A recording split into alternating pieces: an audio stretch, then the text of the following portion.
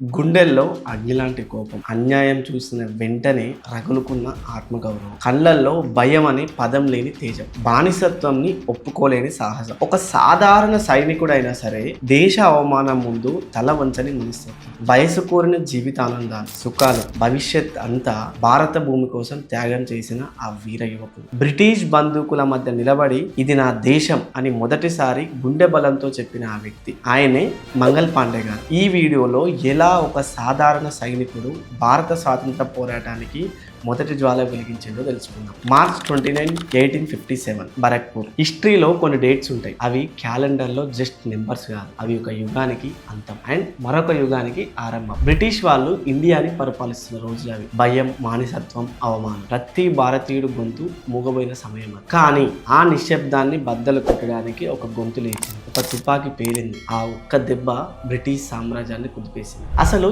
ఎవరి మంగల్ పాండే? జూలై 19, 1827 ఉత్తరప్రదేశ్ లోని బలియా డిస్ట్రిక్ట్ నగ్వా అనే చిన్న గ్రామం. ఒక సాధారణ బ్రాహ్మణ కుటుంబంలో జన్మించాడు. చిన్నప్పటి నుండి చాలా ధార్మికంగా, నిజాయితీగా పెరిగింది. ఆ రోజుల్లో జాబ్ కావాలంటే బ్రిటిష్ ఆర్మీ ఈస్ట్ ఇండియా కంపెనీలో చేరడం ఒక్కటే మార్గం. మంగల్ పాండేకి 22 ఇయర్స్ ఉన్నప్పుడు, అంటే 1849 లో ఈస్ట్ ఇండియా కంపెనీ ఆర్మీలో జాయిన్ అయ్యింది. ఆయన 34th బెంగాల్ నేటివ్ ఇన్ఫాంట్రీలో సిపాయిగా జాయిన్ అయ్యింది అనమాట. ఇక్కడ ఒకటి గమనించండి, ఆయన పుట్టుకతో మాత్రం రెబల్ కాదు, ఆయన ఒక సిన్సియర్ సోల్జర్, తన పని తాను చేసుకునే వ్యక్తి. కానీ డెస్టినీ ఆయనకి వేరేలాగా రాసి పెట్టింది. 1856 ఎండింగ్ టైంకి బ్రిటిష్ వాళ్ళు ఎన్ఫీల్డ్ ప్యాటర్న్ 1853 అనే కొత్త తుపాకీ, అంటే కొత్త రైఫిల్ని ఇంట్రడ్యూస్ చేశారు అనమాట. దీంట్లో వాడే బుల్లెట్స్ని లోడ్ చేయాలంటే ముందు వాటిని నోటితో కొరికి ఓపెన్ చేయాలి. కానీ ఇక్కడనే అసలు ప్రాబ్లం మొదలైంది. ఆ బుల్లెట్స్కి పూసిన గ్రీస్ ఉంటుంది కదా, ఆ గ్రీసు ఆవు కొవ్వు మరియు పంది కొవ్వుతో తయారు చేసిరని టాక్ స్ప్రెడ్ అయిపోయింది. మనందరికి తెలుసు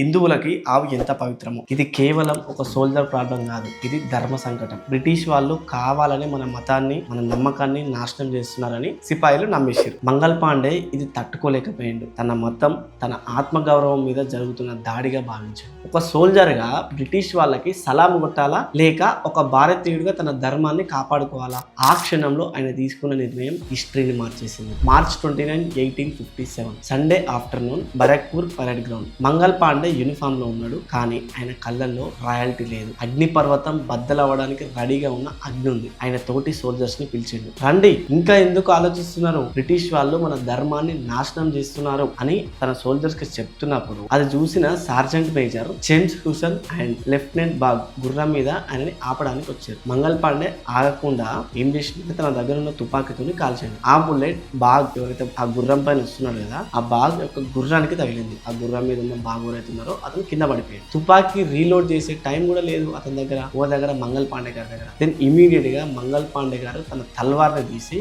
బాగ్ మీద దాడి చేసింది అనమాట. ఆయన ఒక్కడే, కానీ చుట్టూ బ్రిటిష్ ఆఫీసర్స్. కానీ మన సిపాయిలు భయంతో ఆయనకి హెల్ప్ చేయడానికి ముందు కూడా రాలేదు. అదే ఆయన జీవితంలో పెద్ద ట్రాజెడీ. మనం మన వాళ్ళని కాపాడుకోవడానికి వెళ్ళలేదని ఎప్పుడు లేట్ గా రిలైజ్ అవుతాం కదా, చివరికి బ్రిటిష్ ఆఫీసర్స్ ఆయనని చుట్టుముట్టేశారు. వేరే దారి లేక బ్రిటిష్ వాళ్ళ చేతిలో చావకూడదని మంగల్ పాండే గారు తన తుపాకీని తన వైపు తిప్పుకొని ట్రిగర్ నొక్కేసుకున్నారు అనమాట. కానీ ఆయన ఆ రోజు చనిపోలేదు, గాయమైంది, రక్తం వస్తున్నా సరే ఆయనని అరెస్ట్ చేసేసి హాస్పిటల్లో ట్రీట్మెంట్ చేసి వెంటనే కోర్ట్ మార్షల్ అంటే ట్రయల్ కోర్టు స్టార్ట్ చేశారు. జడ్జెస్ ఆయనని ఇట్లా అడిగారు అనమాట, నీ వెనుక ఎవరున్నారు, ఎవరు నిన్ను రెచ్చగొట్టిర్రు అని. అప్పుడు మంగల్ పాండే గారి కళ్ళల్లో 1% అంటే 1% భయం లేదు. ఆయన ఒకటే చెప్పిండు, నేను చేసింది నా ఇష్టంతోనే చేసిన, నా దేశం కోసం, నా ధర్మం కోసం చేసిన, ఎవరు నన్ను ఫోర్స్ చేయలేదు అని. తన తోటి సోల్జర్స్ నేమ్స్ కూడా ఆయన బయట పెట్టలేదు. అది ఆయన ఇంటిగ్రిటీ. ఏప్రిల్ 18th రోజు యాక్చువల్ గా అతన్ని హ్యాంగ్ చేయాలని ఆర్డర్ ఇచ్చారు. కానీ బరక్పూర్ లో ఉన్న ఉరి తీసే వాళ్ళు ఎవరైతే ఉంటారో వాళ్ళు ఎవ్వరు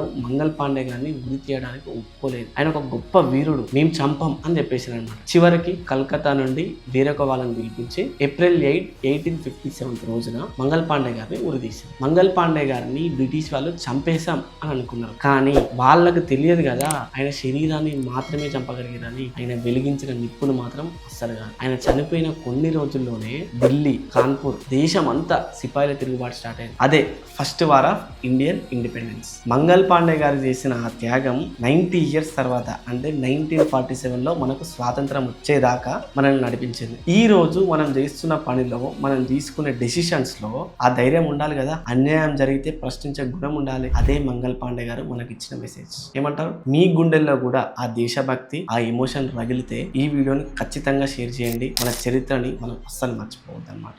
నెక్స్ట్ వీడియోలో ఇంటి లోపల ఉండాల్సిన గణపతిని వీధిలోకి తీసుకొచ్చి భక్తిని దేశభక్తిగా మార్చిన వ్యక్తి ఆయన ఎవరో మీకు తెలిస్తే కింద కామెంట్ చేయండి. పండగ పేరుతో ప్రజల్ని ఒకటిగా నిలబెట్టిన, స్వాతంత్ర పోరాటానికి ధైర్యం నేర్పించిన ఆ నామం పేరుని నాకు చెప్పాలని ఉంది, కానీ ఈ వీడియో చూసే వాళ్ళు ఎవరైనా ఇఫ్ ఇన్ కేస్ తెలిస్తే గెస్ చేసి కింద కామెంట్ ఆయన పేరు చెప్పండి. ఆయన గురించి క్లియర్ గా నెక్స్ట్ వీడియోలో తెలుసుకుందాం అనమాట. అప్పటి వరకు thank you so much, thank you for watching. See you in the next video. Please దయచేసి మా ఎఫర్ట్స్ కనుక నచ్చితే వీడియోని ఖచ్చితంగా లైక్ చేయండి. ఎందుకంటే చాలా మంది అన్నోన్ ఫ్రీడమ్ ఫైటర్స్ గురించి ఎవరికి తెలియదు అనమాట. సో ఇప్పుడున్న జనరేషన్స్ కి వాళ్ళందరినీ పరిచయం చేసి వాళ్ళు చేసిన త్యాగాలను, వాళ్ళు చేసిన సాక్రిఫైజెస్ ని, వాళ్ళు చేసిన ఫైటింగ్స్ ని మనందరికీ తెలియజేయాలని ఒకే ఒక ఇంటెన్షన్ తోని నేను ఈ సిరీస్ స్టార్ట్ చేసిన అనమాట. ప్లీజ్ దయచేసి ఎవరైతే ఈ వీడియో చూస్తున్నారో ఒక లైక్ చేయండి అండ్ కుదిరితే మీ ఒపీనియన్ ని కింద కామెంట్ లో కూడా షేర్ చేయండి. Thank you so much. See you in the next video. జై హింద్.